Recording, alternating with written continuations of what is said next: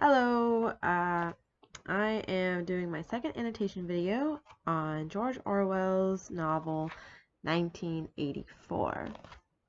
It is about a main character, Winston, who lives in a dystopian society where knowledge is erased, the world is ruled by people called the Thought Police and Proles and the Brotherhood. And the Brotherhood are evil, they pillage, they cheat, they murder.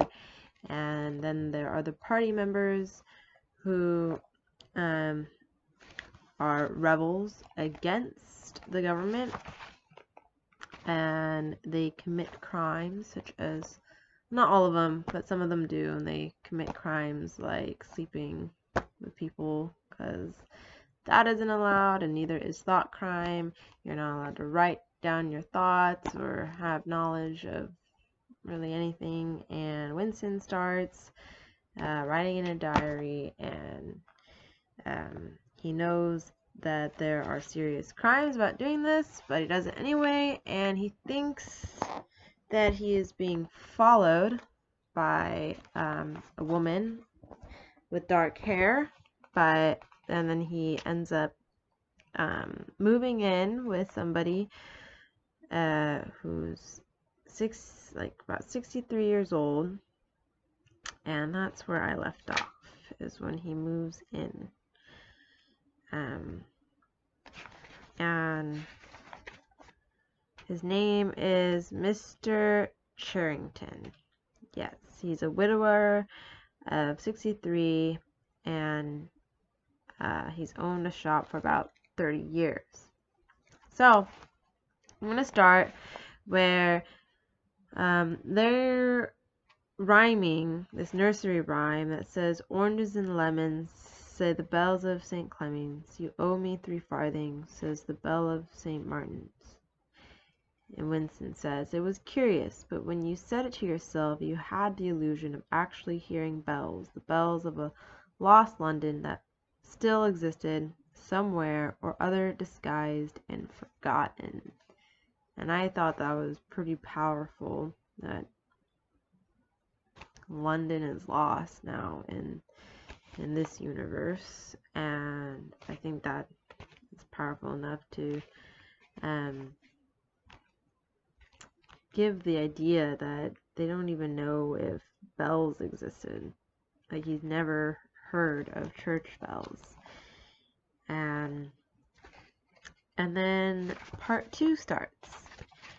And the woman that he thinks that is following him hurts herself, and he doesn't know if he should go and help her, but he does. He gets a curious emotion stirred in Winston's heart. In front of him was an enemy who was trying to kill him. In front of him also was a human creature in pain and perhaps with a broken bone.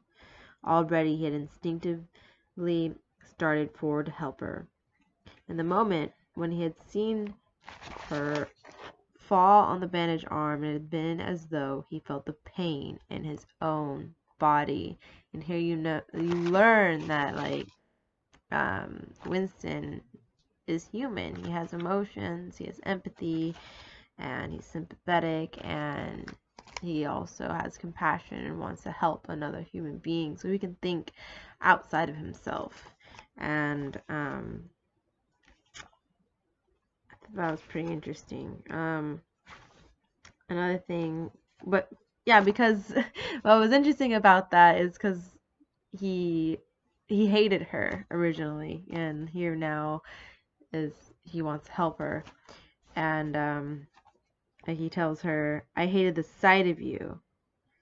I wanted to rape you and then murder you afterwards. 2 weeks ago, I thought seriously of smashing your head in with a cobblestone. If you really want to know, I imagined that you had something to do with the Thought Police." And she laughs like, "Not the Thought Police. You didn't honestly think that." And so you just, like, immediately like her, because you realize that Winston is pretty paranoid because he doesn't really trust anybody. But you also do kind of question, if he has good judgment or not when it comes to who he should trust. And then, yeah, shortly after that, they fall in love with each other, and one of the reasons is he loves her so much as when he finds out that she is she confesses that she's slept with multiple men, scores of them, she says. And he tells her, listen, the more men you've had, the more I love you. Do you understand that? She says, yes, perfectly. He says, I hate purity. I hate goodness. I don't want any virtue to exist anymore. I want everyone to be corrupt to the bones. And I don't really think that's what he really means. I think it's just that he wants the party to commit crimes, you know, and because he doesn't like the way things are. And so then in the future he says,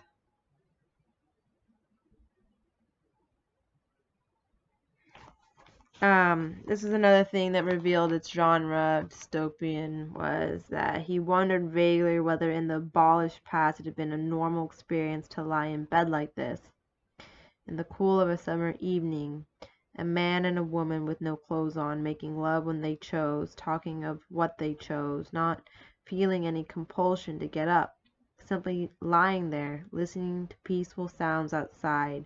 Surely there could never have been a time when that seemed ordinary.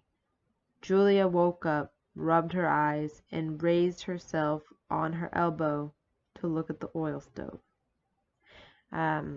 Because this is not allowed in their world, as they're not supposed to be sleeping with each other, but here they are committing this crime, and it's so natural to him, and he just wants to learn about the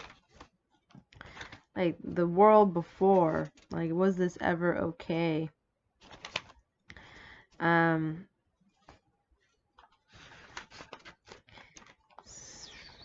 the future, but they like him. Julia is her name, by the way. Winston and Julia are quite different because he's obsessed with, talking about the ingsoc and the doublethink and the mutability of the past and denial of objective reality and newspeak words and, everything going on politically, but she doesn't care. She just says, I'm not interested in the next generation, dear. I'm interested in us. But this offends Winston. He tells her, you're only a rebel from the waist downwards. I mean, she didn't react probably the way that he wanted her to, because she just flings her arms around him in delight. And then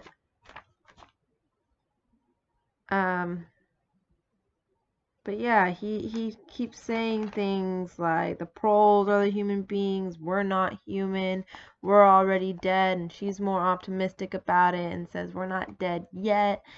So that's like kind of their differences in their relationship, except there's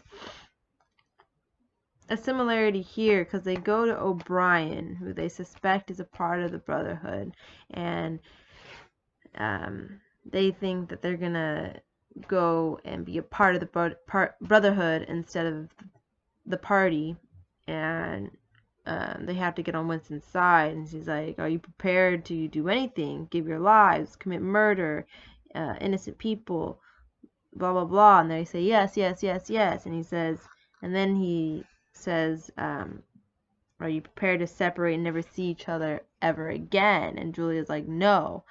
And Winston hesitates about this, and he admits, no, I'm not okay with this.